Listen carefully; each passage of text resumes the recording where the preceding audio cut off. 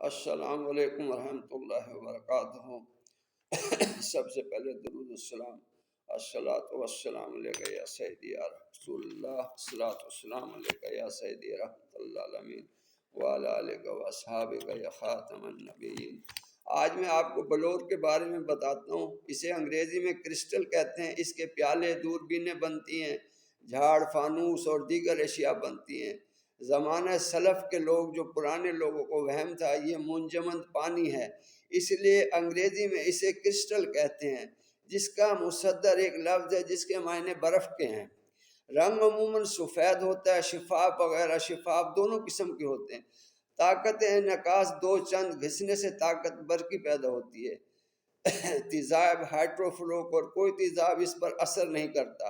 یہ دھونکنے کے آگے بھی نہیں پگھلتا۔ اگر ایک ٹکڑا بلور کو دوسرے سے گھسے تو خواص فاسفورس پیدا ہوں گے۔ اس میں سے کسی سڑی ہوئی شے کی بدبو آئے گی۔ اس کے جو سحری خواہش ہیں پہننے کے، اس کے بارے میں زمانہ قدیم میں لوگوں کا خیال تھا کہ اس سے پہننے سے بدخوابی نہیں ہوتی۔ اسے نظر کے سامنے رکھنے سے امراض چشم جو ہیں، جو آنکھوں کی بیماری ہیں، اس کو فائدہ ہوتا ہے۔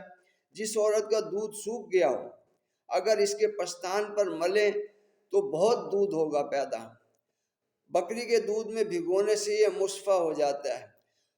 اس کا سرما آنکھ کی سفیدی اور پلکوں کی خارش کے لیے بہت مفید ہے، اور اس کا گلے میں لٹکانا لڑکوں کے ڈرنے اور خواب میں چونک پڑتے ہیں جو بچے، ان کے لیے بہت اچھا ہے۔ اثر البول کی بیماری میں ان کی انگوٹھی بہت مفید ہے۔ دعا میں یاد رکھیں، کامنٹ کریں، لائک کریں۔ السلام علیکم ورحمۃ اللہ وبرکاتہ۔